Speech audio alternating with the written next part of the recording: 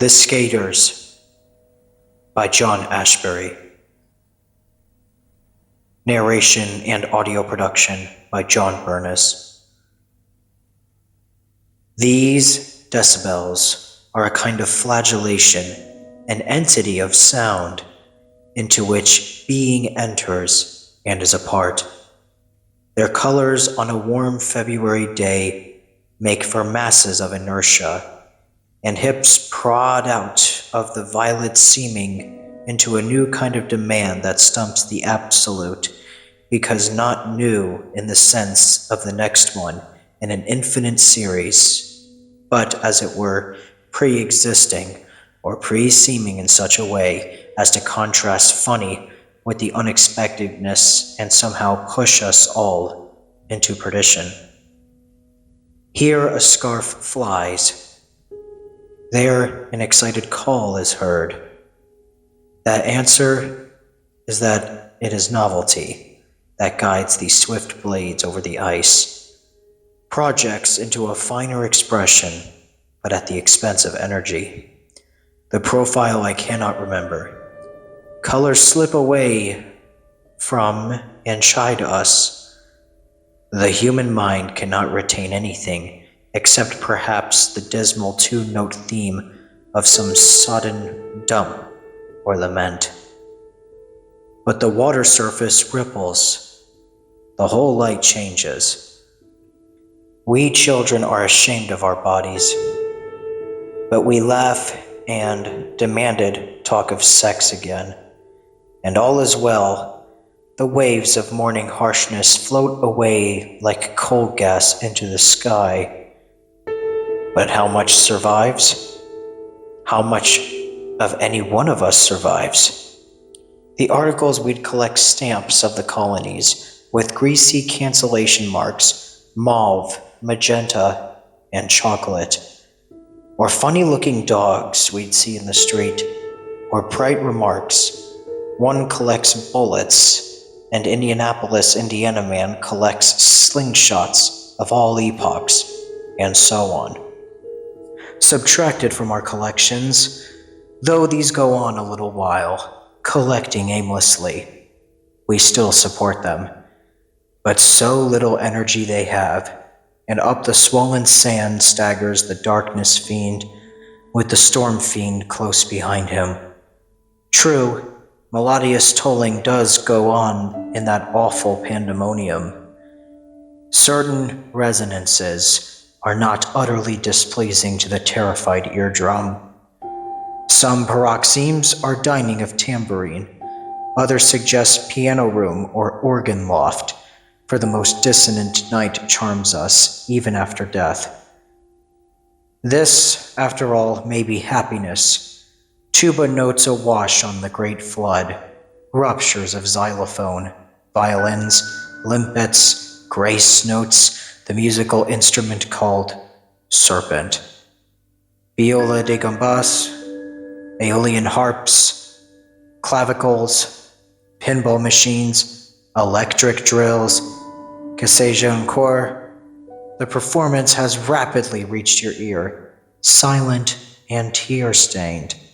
In the post-mortem shock, you stand listening, awash with memories of hair in particular, part of the welling that is you, the gurgling of harp, cymbal, glockenspiel, triangle, temple block, English horn, and metronome, and still no presentiment, no feeling of pain before or after. The passage sustains, does not give, and you have come far indeed. Yet to go from not interesting to old and uninteresting, to be surrounded by friends, though late in life, to hear the wings of the spirit, though far. Why do I hurriedly undrown myself to cut you down? I am yesterday, and my fault is eternal. Do not expect constant attendance, knowing myself insufficient for your present demands. And I have a dim intuition that I am that other I with which we began. my cheeks as blank walls to your tears and eagerness, fondling that other as though you had let him get away forever. The evidence of the visual henceforth replaced by the great shadow of trees falling over life. A child's devotion to this normal, shapeless entity. Forgotten as the words fly briskly across, each time bringing down meaning as snow from a low sky, or rabbits flushed from a wood. How strange that the narrow perspective lines always seem to meet, although parallel, and that an insane ghost could do this, could make the house seem so much farther in the distance, as it seemed to the horse, dragging the sledge of a perspective line, dim banners in the distance, to die, and nothing put to rights, the pigs in their cages, and so much snow. But it is to be littered with waste and ashes, so that cathedrals may grow. Out of this spring builds a tolerable affair of brushwood. The sea is felt behind oak ones, noiselessly pouring. Spring with its promise of winter, and the black ivy once again on the porch, its yellow perspective bands in place, and the horse nears them and weeps. So much has passed through my mind this morning that I can give you but a dim account of it. It is already after lunch. The men are returning to their positions around the cement mixer, and I try to sort out what has happened to me, the bundle of Gerard's letters, and that awful bit of news buried in the back page of yesterday's paper, then the news of you this morning in the snow. Sometimes the interval of bad news is so brisk that, in the human brain, with its tray of images, seems a sorcerer's magic lantern, projecting black and orange cellophane shadows on the distance of my mind. The very reactions puny. And when we seek to move around, wondering what our position is now, what the arm of that chair. A great wind lifted these cardboard panels, horizontal in the air. At once the perspective with the horse disappeared in a bouclier of squiggly lines. The image with the crocodile in it became no longer apparent. Thus, a great wind cleanses as a new ruler, edits new laws, sweeping the very breath of the streets into posterior trash. The films have changed. The great titles on the scalloped awning have turned dry and bright-colored. No wind that does not penetrate a man's house into the very bowels of the furnace, scratching in dust a name on the mirrored sky. And what about letters, the dried grasses, fruits of the winter gosh? Everything is trash. The wind points to the advantages of decay, at the same time as removing them far from the sight of men. The regent of the winds, Aeolus, is a symbol for all earthly potentates, since holding this sickening, festering process by which we are cleansed of afterthought. A girl slowly descended the line of steps.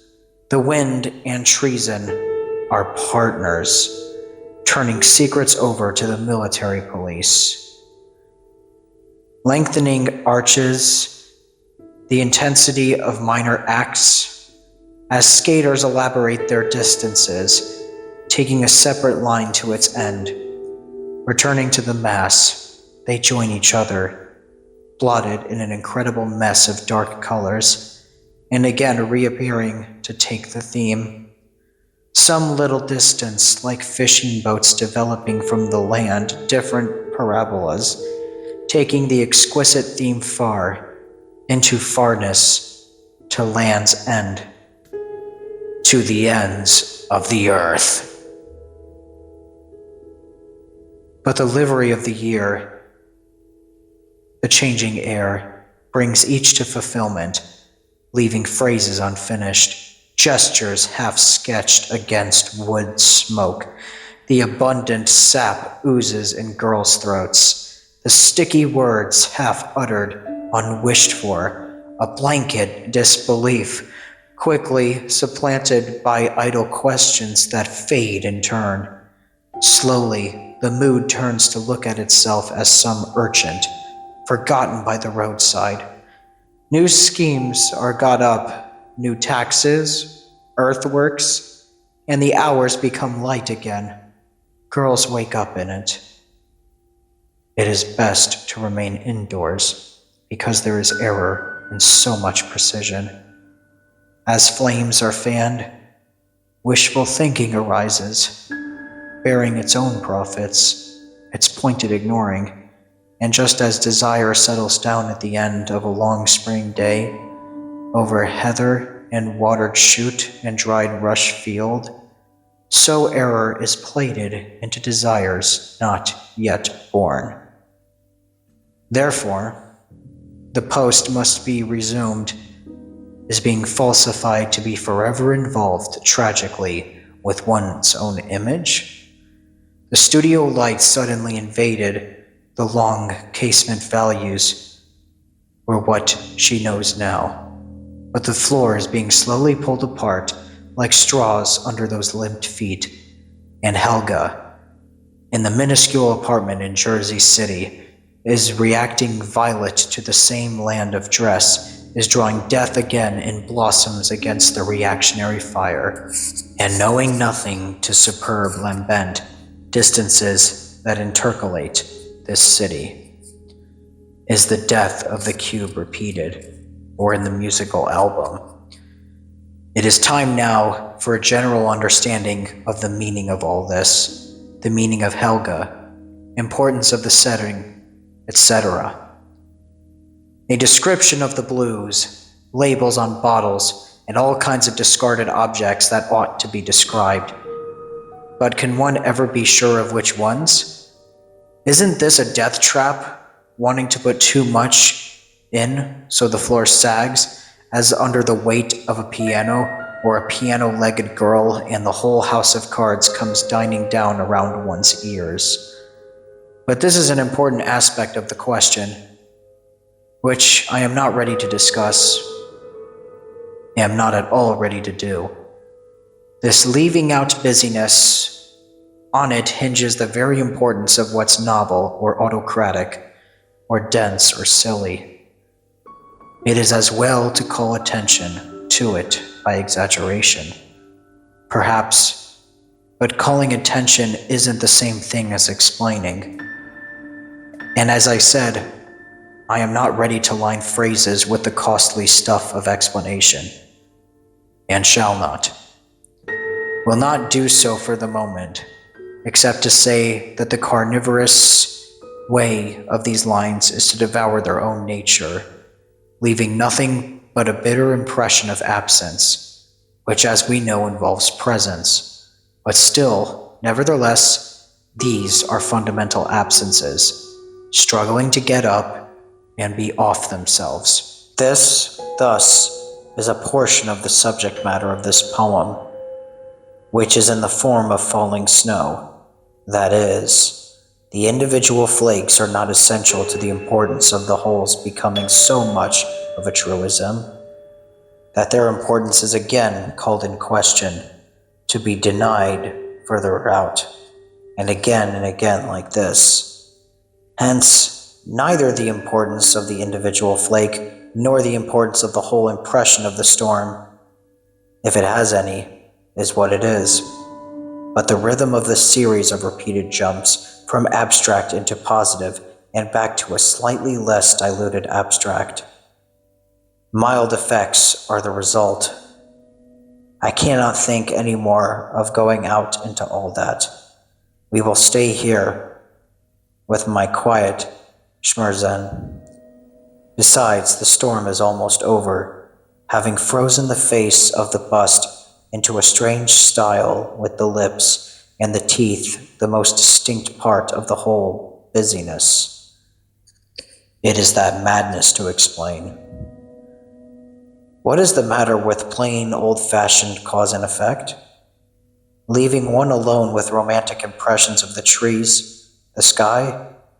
Who actually is going to be fooled one instant by these phony explanations? Think them important? So back we go to the old, imprecise feelings, the common knowledge, the importance of duty suffering, and the occasional glimpses of some balmy felicity. The word of Schubert's leader, I am fascinated, though, by the urge to get out of it all, going further in and correcting the whole mismanaged mess, but I'm afraid I'll be of no help to you. Goodbye. As balloons are the poet, so to the ground, its varied assortment of trees. The more assorted they are, the vaster his experiences. Sometimes you can catch sight of them on a level with the top story of a house, strung up there for publicity purposes, or like those bubbles children make with a kind of ring, not a pipe, and probably using some detergent rather than plain everyday soap and water. Where was I? The balloons drift thoughtfully over the land, not exactly commenting on it. These are the range of the poet's experiences. He can hide in trees like a hamadryad, but wisely prefers not to, letting the balloons idle him out of existence as a car idles, traveling faster and more furiously across unknown horizons, belted into the night, wishing more and more to be unlike someone, getting the whole thing, so he believes, out of his system, inventing systems. We are a part of some system, thinks he, just as the sun is part of the solar system. Trees break his approach, and he seems to be wearing but half a coat, viewed from one side. A half-man look inspiring the disgust of honest folk. Returning from chores, the milk frozen, the pump heaped high with a chapeau of snow. The no skating sign as well, but it is here that he is best, face to face with the unsmiling alternatives of his nerve-wracking existence, placed squarely in front of his dilemma, on all fours before the lamentable spectacle of the unknown. Yet knowing where men are coming from, it is this, to hold the candle up to the album.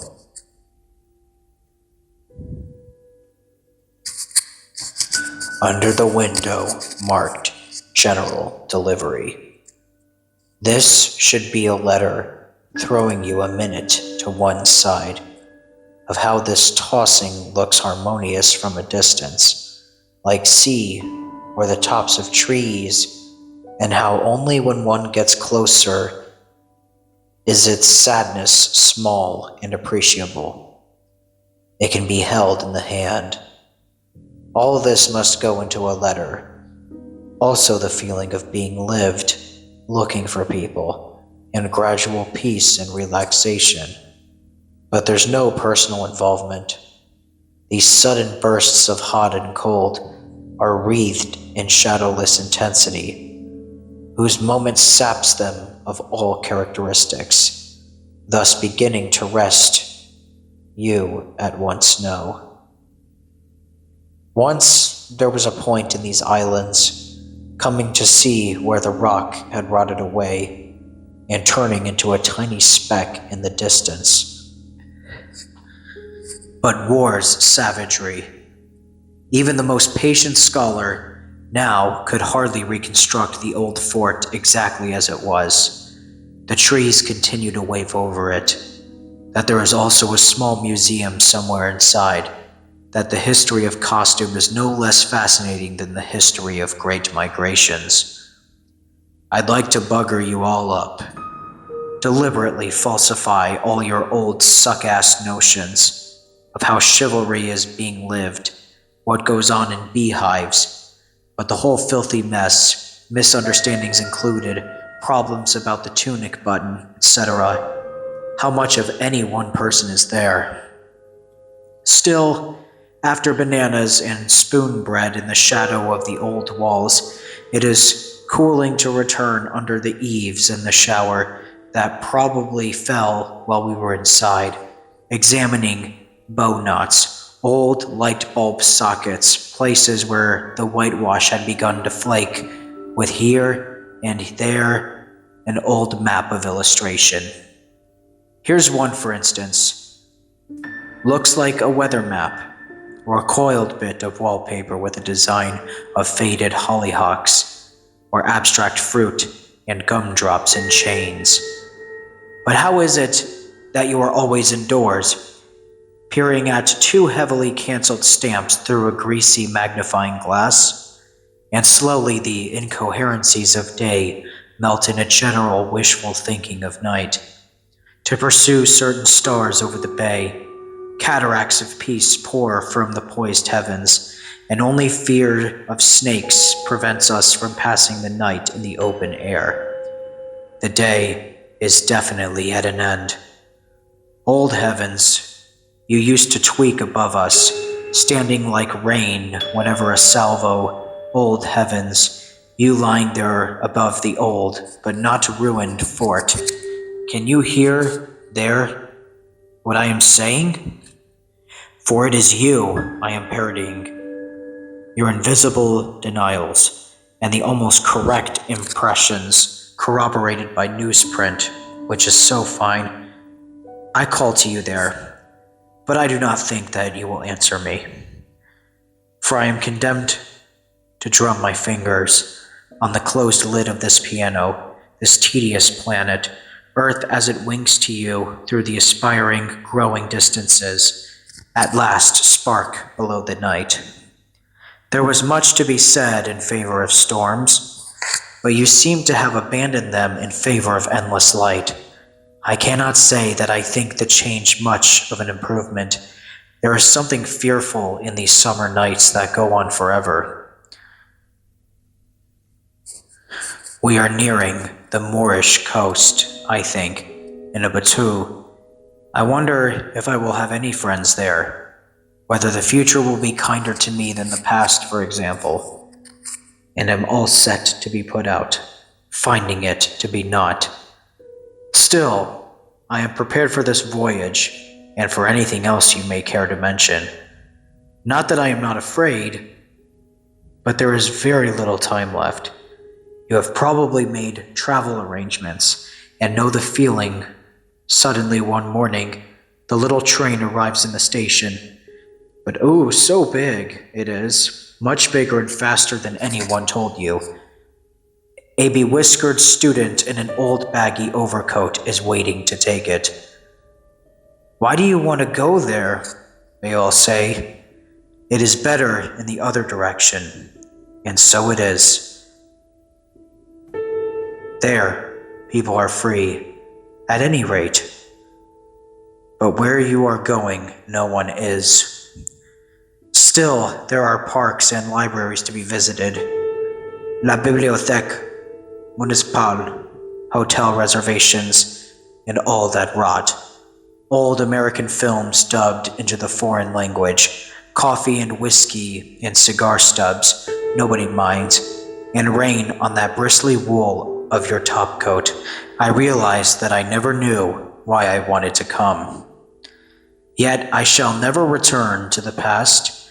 That attic, its sailboats are perhaps more beautiful than these. These I am leaning against, spangled with diamonds and orange and purple stains, bearing me once again in quest of the unknown.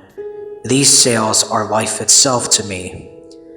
I heard a girl say this once, and cried, and brought her fresh fruit and fishes, olives, and golden-baked loaves. She dried her tears and thanked me.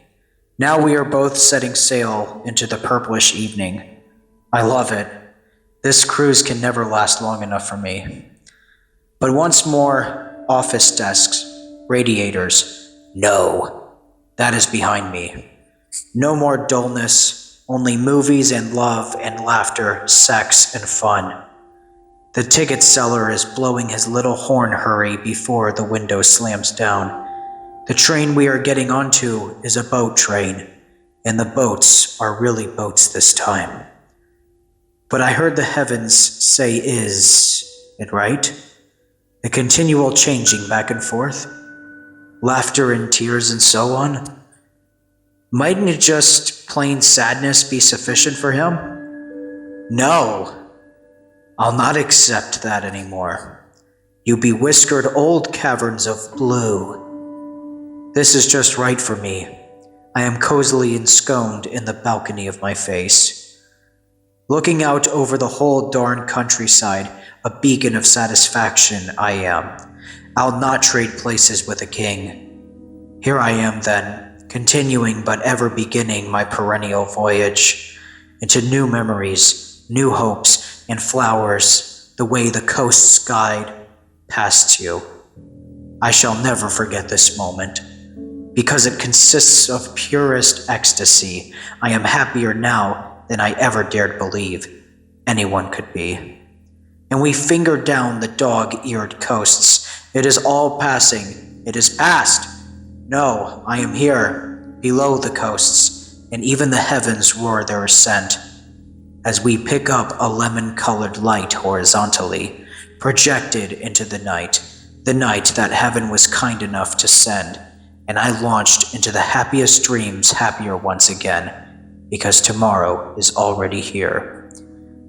Yet certain kernels remain. Clouds that drift past sheds, read it in the official bulletin. We shan't be putting out today. The old stove smoked worse than ever because rain was coming down its chimney. Only the bleary eye of fog accosted one through the mended pane. Outside, the swamp water lapped the broken wood step. A rowboat was moored in the alligator-infested swamp. Somewhere, from deep in the interior of the jungle, a groan was heard. Could it be? Anyway, a rainy day, wet weather. The whole voyage will have to be canceled. It would be impossible to make different connections. Anyway, the hotels are all full at this season. The junks packed with refugees returning from the islands. Sea bream and flounder abound the muddled waters. They, in fact, represent the backbone of this island economy. That and cigar rolling. Please leave your papers at the desk as you pass out. You know, the wedding march. Ah yes, that's the way. The couple descend the steps of the little old church. Ribbons are flung. Ribbons of cloud. And the sun seems to be coming out. But there have been so many false alarms. No, it's happened. The storm is over. Again, the weather is fine and clear. And the voyage? It's on. Listen, everybody. The ship is starting. I can hear its whistle roar. We have just time enough to make it to the dock. And away they pour in the sulphurous sunlight. To the aqua and silver waters where stands the glistening white ship, and into the great vessel the flood, a motley and happy crowd, chanting and pouring down hymns on the surface of the ocean, pulling, tugging us along with them by means of streamers, golden and silver confetti. Smiling, we laugh and sing with the revelers, but are not quite certain that we want to go. The dock is so sunny and warm.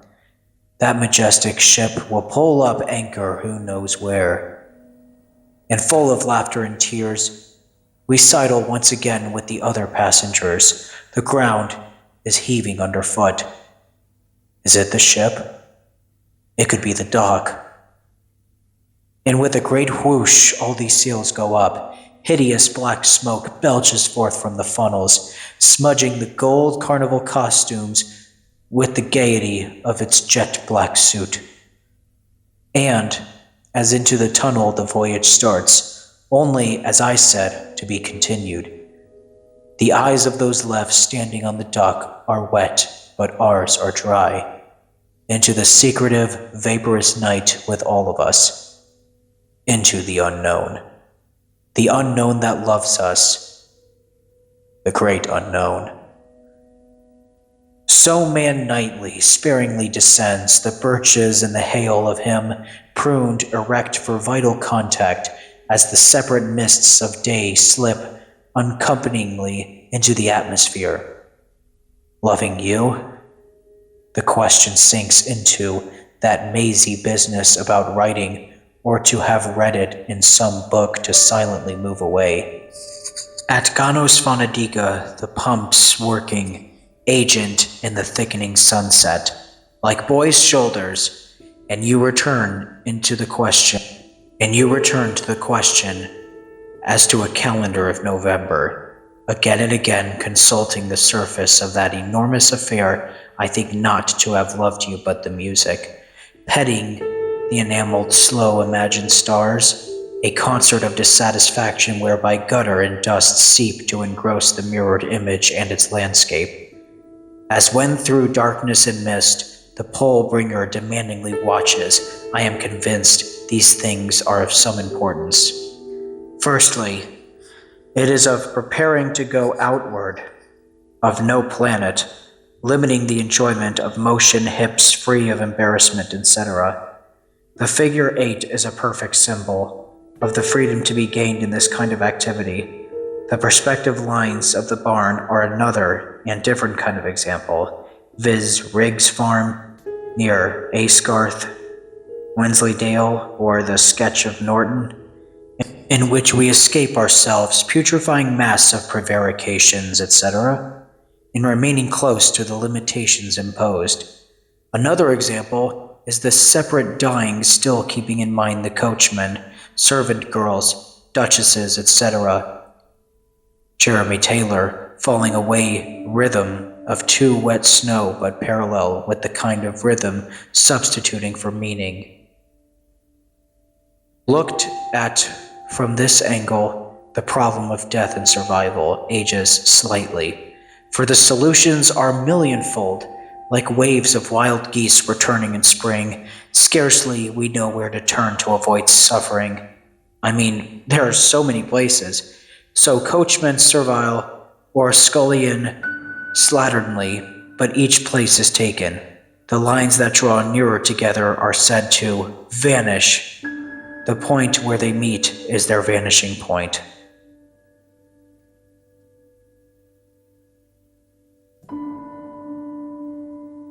Spaces, as they recede, become smaller. But another, more urgent question imposes itself, that of poverty.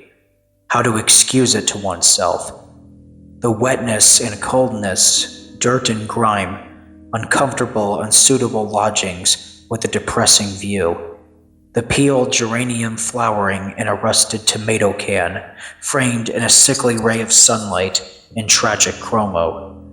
A broken mirror nailed up over a chipped enamel basin, whose turgid waters reflect a fly-specked calendar with ecstatic Dutch girl clasping tulips on the far wall, hanging from one nail, an old velvet hat with a tattered bit of veiling last remnant of former finery, the bell well made, the whole place scrupulously clean, but cold and damp. All this, wedged into a pyramidal ray of light, is my own invention. But to return to our tomato can, those spared by the goats can be made into a practical telephone, the two halves being connected by a length of wire. You can talk to your friend in the next room or around corners. An American inventor made a fortune with such a contraption. The branches tear at sky. Things too tiny to be remembered in recorded history, the backfiring of a bus in a Paris street in 1932, and all the clumsy seductions and amateur paintings done, clamber to join in the awakening.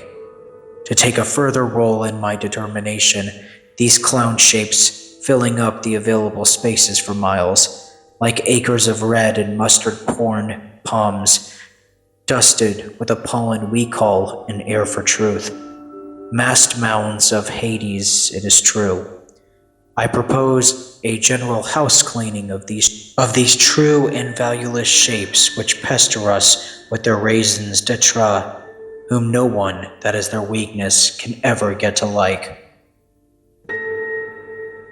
There are moving parts to be got out of order, however, in the flame fountain, and gradually 1 ounce by measure of sulfuric acid to 5 or 6 ounces of water in an earthenware basin.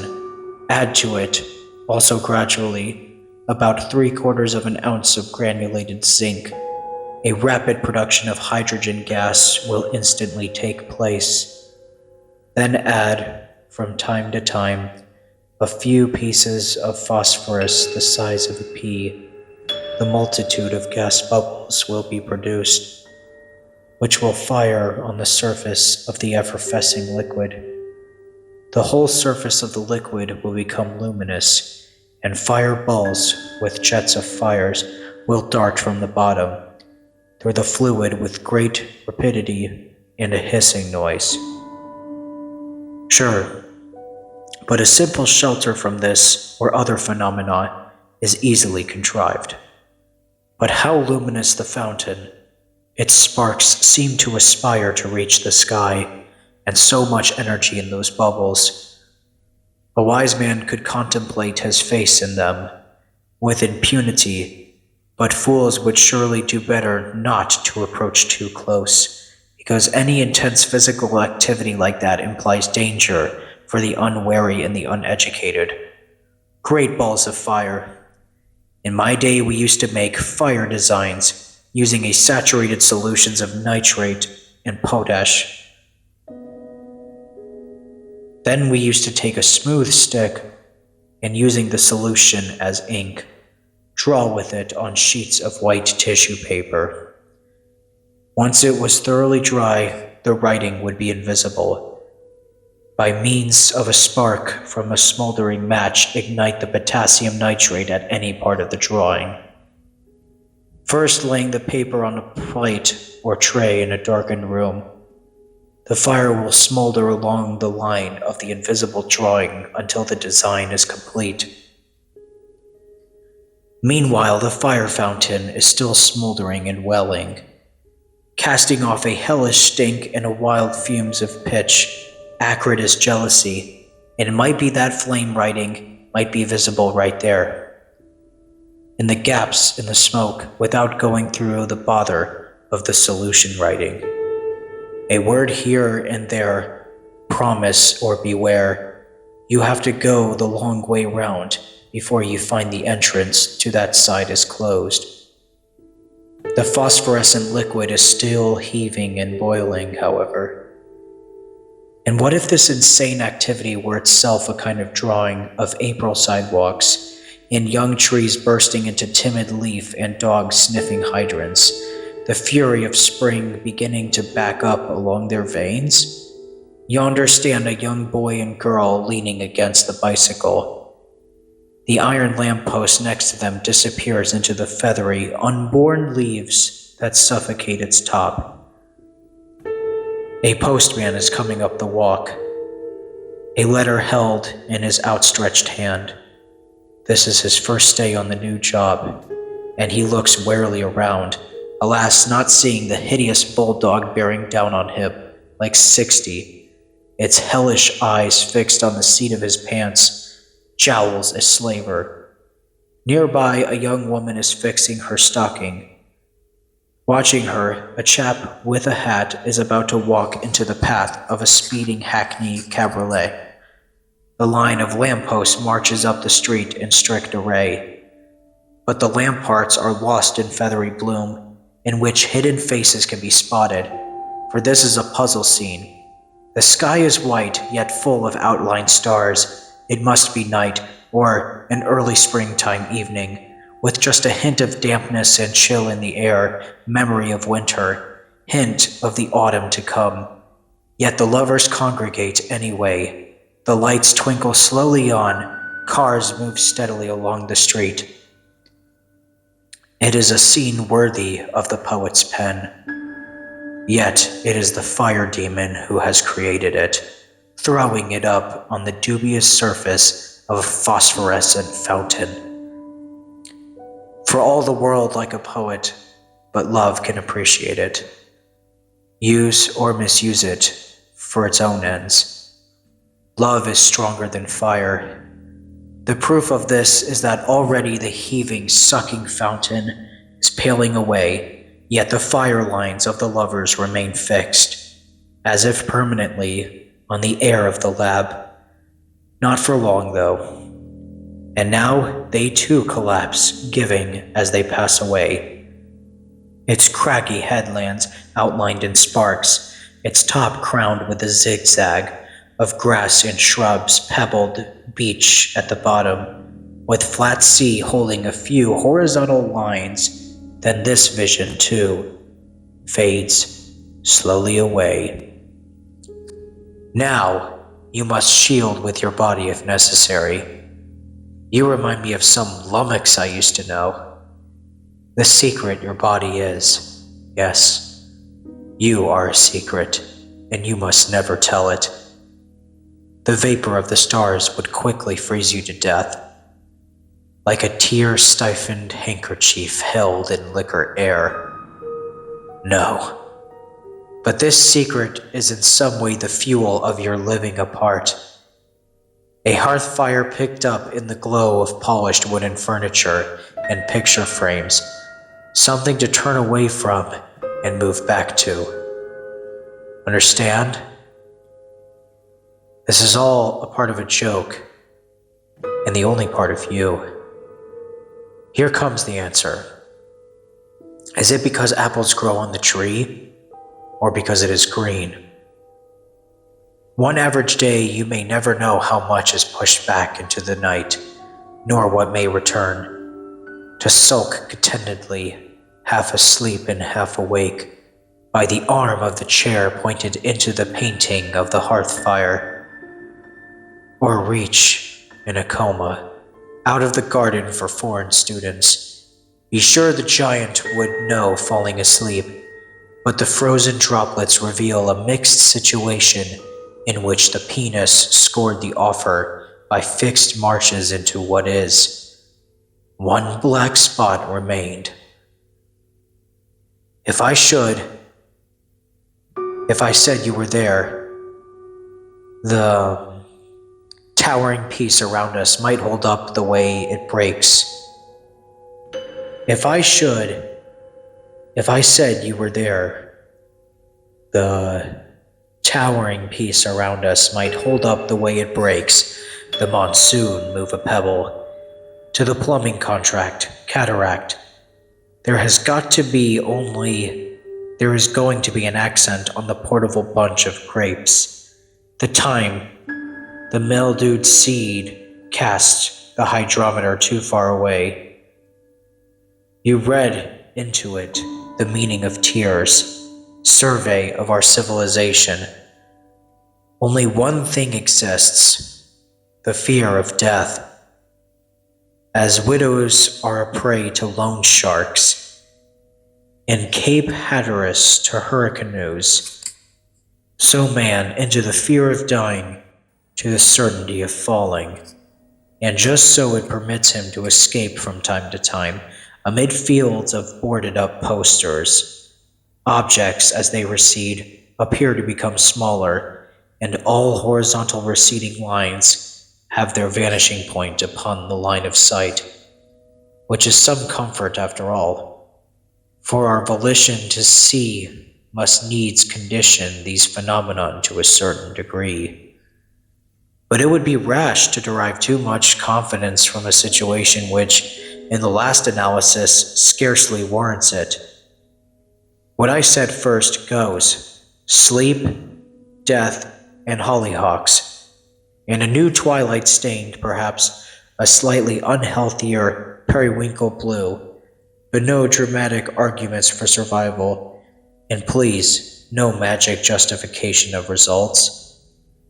A stupid song, that weather bonnet, is all gone now, but the apothecary biscuits dwindled where a little spectral cliffs, teeming over into ironies gotten, silently inflicted on the passages morning undermines. The daughter is. Its oval armor protects it then, and the poisonous filaments hanging down are armor as well? Or are they the creature itself, screaming to protect itself? An aggressive weapon as well as a plan of defense? Nature is still liable to pull a few fast ones, which is why I can't emphasize enough the importance of adhering to my original program. Remember, no hope is to be authorized except in the exceptional cases, to be decided on by me. In the meantime, back to dreaming, your most important activity. The most difficult of all is an arrangement of hawthorn leaves, but the sawing motion of desire, throwing you a moment to one side, and then the other will, I think, permit you to forget your dreams for a little while. In reality, you place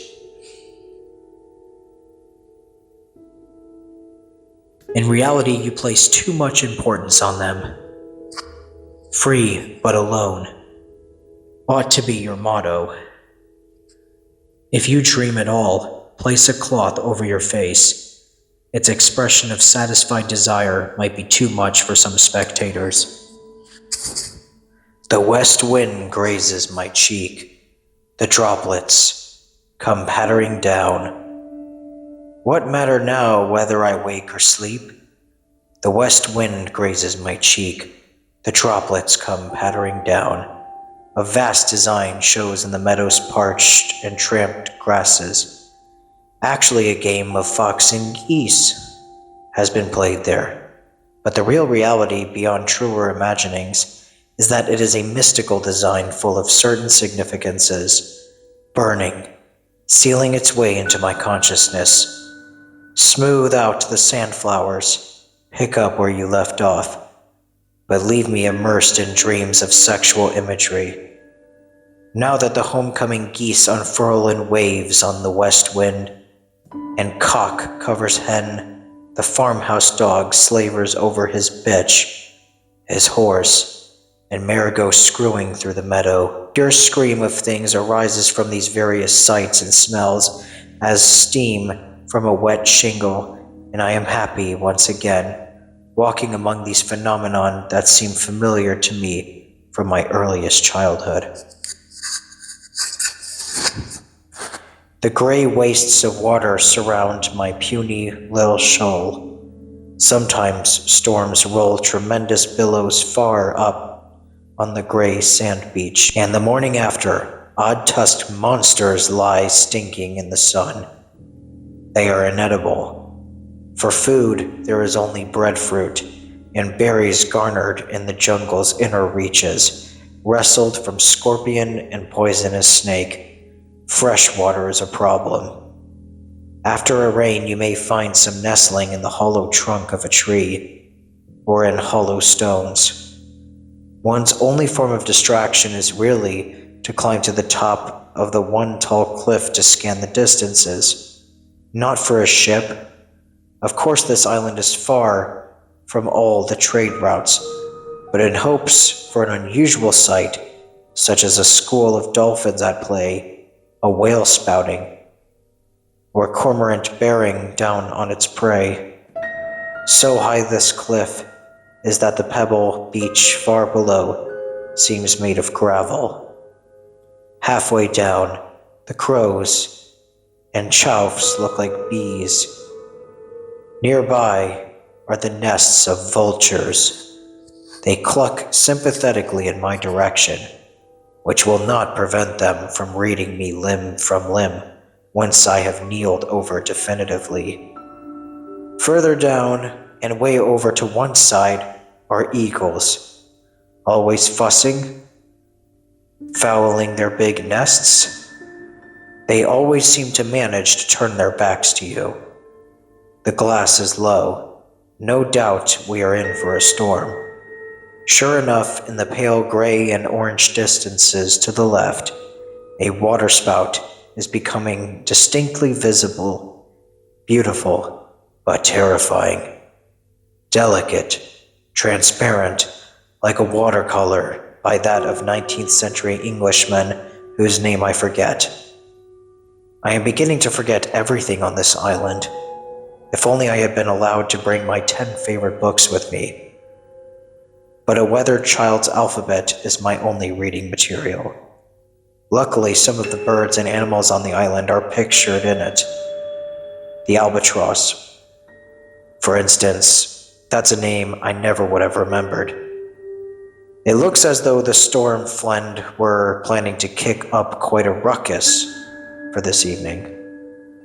I had better be getting back to the tent to make sure everything is shipshape. Weight down the canvas with extra stones, bank the fire, and prepare myself a little hardtack and tea. For the evening's repast, still, it is rather beautiful up here.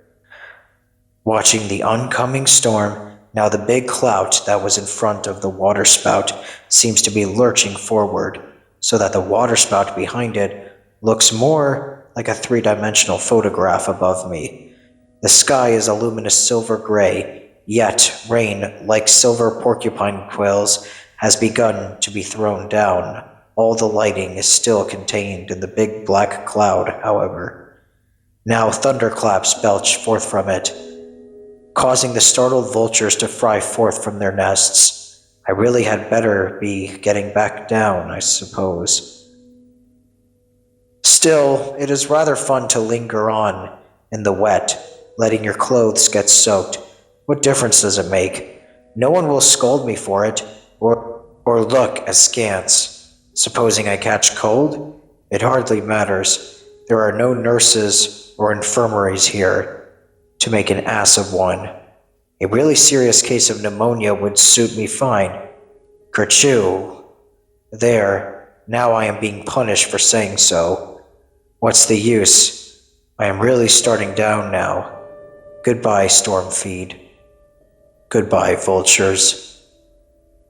In reality, of course, the middle-class apartment I live in is nothing like a desert island. Cozy and warm it is, with a good library and record collection, yet I feel cut off from the life in the streets. Automobiles and trucks plow by, spattering me with filthy slush. A man in the street turns his face away, another island dweller, no doubt, in a shore or crowded cafe. You get a momentary impression of warmth. Steam pours out of the espresso machine, fogging the panes with their modern lettering of a kind that has only been available for about a year. The headlines offer you news that it is so new you can't realize it yet. A revolution in Argentina. Think of it. Bullets flying through the air, men on the move, great passions inciting to massive expenditures of energy, changing the lives of many individuals.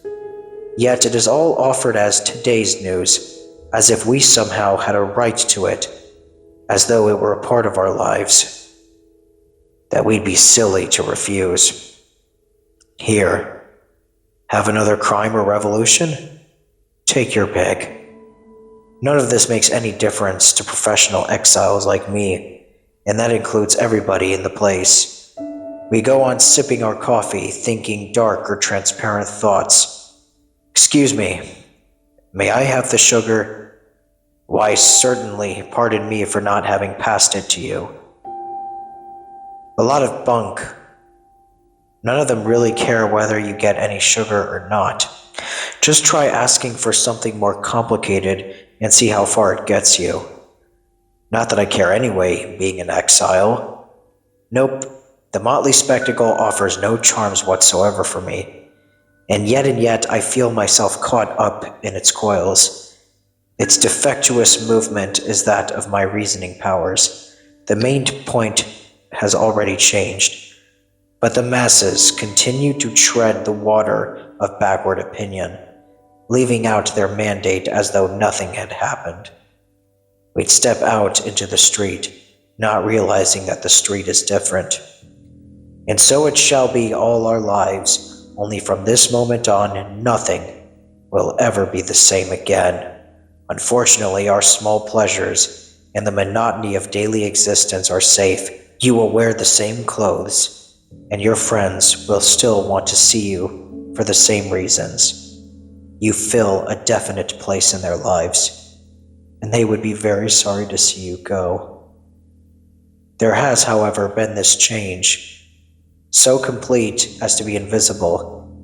You might call it passion, might be a good word. I think we will call it that for easy reference. This room now, for instance, is all black and white instead of blue.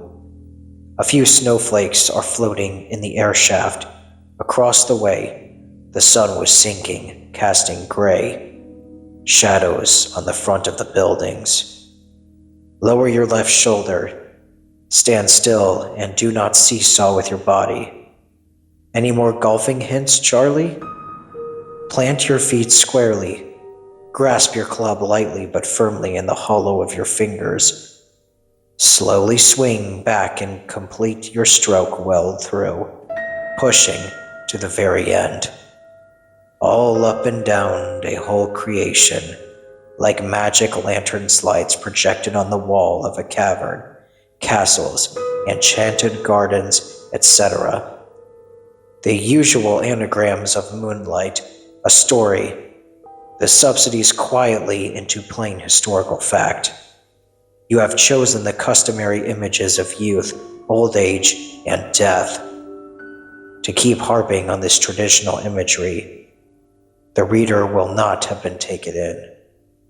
He will have managed to find out all about it the way people do. The Moonlight Congress backs out then, and with a cry, he throws the whole business into the flames. Books, notes, pencil diagrams, everything. No, the only thing that interests him is day and its problems. Freiheit. Freiheit. To be out of these dusty cells once and for all has been the dream of mankind since the beginning of the universe. His day is breaking over the eastern mountains.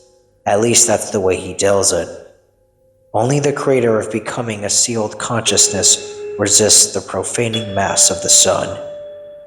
You who automatically sneer at everything that comes along, except your own work, of course, now feel the curious force of the invasion, its soldiers all in sum. A part of you the minute they appear. It is as though workmen in blue overalls were constantly bringing out new props and taking others away. That is how you feel the drama going past you.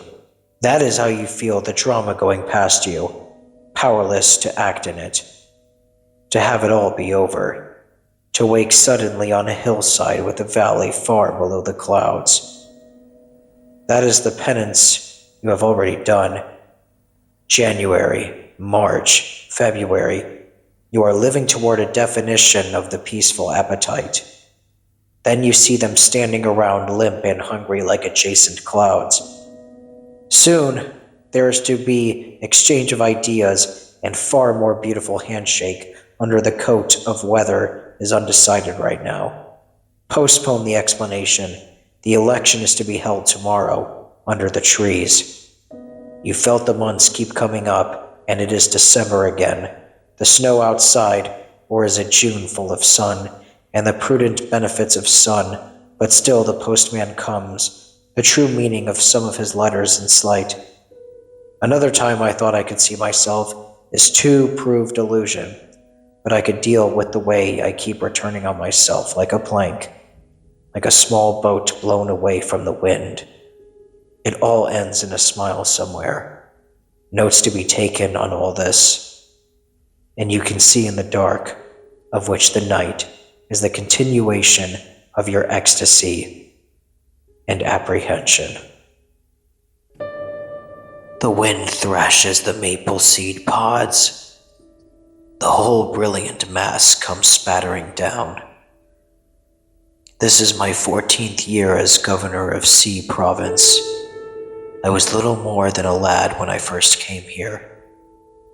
Now I am old, but scarcely any wiser. So little are white hair and a wrinkled forehead a sign of wisdom. Too slowly raise oneself, hand over hand, lifting one's entire weight. To forget there was a possibility of The some Skaters, politic movements. by John Ashbery. That freedom, courage, Narration and audio production and pleasant by company John could Bernys. exist. That has always These been behind decibels are a kind of flagellation, you. An earlier an entity litigation of sound into went which hard at the being tops of enters the baggy and is a part. eucalyptus branches. Their colors on a warm Today I February wrote, day make the for spring masses is of late inertia, this year. In the and early hips mornings prod there out is of the violet hoarfrost seeming on the water into a meadows, new kind of demand and that on the stumps the highways the absolute, frozen ruts are because papered not over new with in the ice. sense of the next one, The day in was an infinite gloves. series, but as it How were, far from the usual pre-existing statement about time, or pre-seeming in ice, such a way the weather as to itself had contrast gone? funny with the I mean this unexpectedness through the years. and somehow push You us have all approached an into perdition. inventory, and it is now Here that a tomorrow is scarf going to be the flies. climax of your There casual an statement excited about call is yourself, heard. begun so That long answer ago in is humility that it is novelty and false that quietude. guides these swift blades over The the sands ice, are frantic, projects the into a hourglass. finer expression, but there is time at to the expense change, of energy. to utterly destroy that The too profile I familiar cannot image remember. lurking in the glass each morning Colors slip away at the edge of the from mirror. and shy to us. The train is The still human sitting mind in the cannot station. retain anything Your except only perhaps dream, the dismal it was in two-note motion. theme of some sodden There are dump few travelers or on lament. Sea High Road behind a But shutter. the water surface Two ripples. black eyes are watching them. The whole light They changes. belong to the wife of P. We the high children school are principal. ashamed of our bodies, The screen door but we bangs in the laughed wind. and demanded One talk of the sex hinges is again. loose, And and all is together well. we look back at the The house. waves of morning harshness use a coat float of paint. away like coal gas Except that I into am the too sky. poor to hire a workman.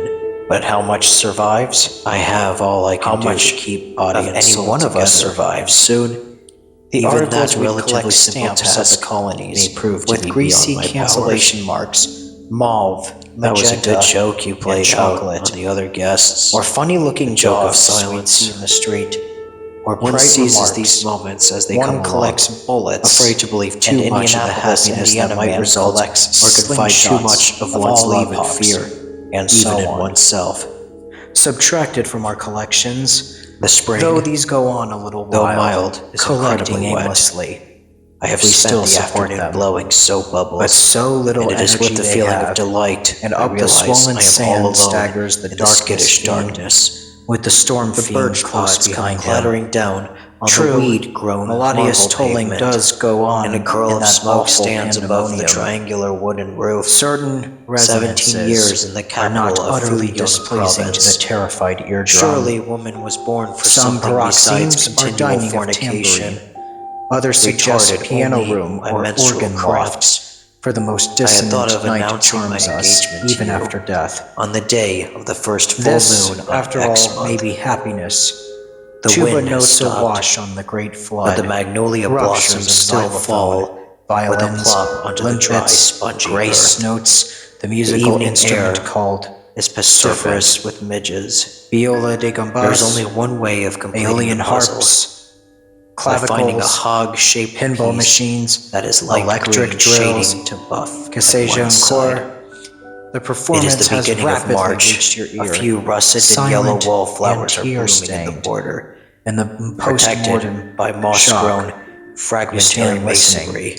awash with One memories of morning you hair in appear at particular, breakfast, part of the dressed as welling for a that is journey, you, in your the worst suit gurgling of of harp, clothes, cymbal, and over a pot of glockenspiel, coffee, triangle, or more temple accurately, block, rusted English water. horn and metronome, Announce your and intention still of no leaving me alone presentiment, in this no feeling of cistern-like pain house. before or In your after. own best interests, The passage I shall sustained decide not to like does you. not give, and you I have think come there is a far funny indeed. sandbar beyond the old boardwalk. Yet to Your go intrigue from makes you not understand. interesting to old At and 32, uninteresting, I came up to to be take my surrounded by examination friends, at the though late university. in life, to hear You the wax wings of the factory, it spirit, seemed. though far. Wanted a new Why do general I manager. hurriedly undrown I myself was the to sole cut you applicant down? for the job, but it was refused am me. yesterday, So I have preferred and my to finish fault is my eternal. life in the Do quietude not expect constant of this attendance, floral retreat. knowing myself insufficient The for tiresome your old present man is demands. telling us his life story. And I have a dim intuition Trout that are I am that circling other underwater. I with which we began. Masters of eloquence, My cheeks as blank glisten on walls the to your pages of tears your and book, eagerness, like fondling mountains that veiled other by water as or though the you sky. had let him get away The forever. second position comes The evidence in the of the 17th visual year, henceforth replaced watching by the great the shadow of meaningless trees gyrations of falling flies over above life. a sill. A child's devotion Heads in hands, to this normal, shapeless waterfall of entity. simplicity. The Forgotten delta as the of words living into fly briskly everything. across, each The time pump is bringing down busted. meaning as snow from a low sky, I shall have to get or it rabbits fixed. flushed from a Your wood. knotted hair around your How shoulders. strange that the narrow perspective You lines shall always seem to the meet, color of the spectrum, although parallel, like and that that an marvelous insane thing you ghost could haven't do learned this, yet. could make the house To seem refuse so the much square farther in the hide. distance, as it seemed to the Postpone the horse, highest. dragging the sledge The of a apples are perspective all line, getting tinted dim banners in in the the cool light distance, of autumn. to die, The and constellations nothing are put to rising in rights. perfect order. The pigs in their cages, Taurus, and so much snow. Leo, But it is to be littered with waste and Gemini. ashes, so that cathedrals may grow.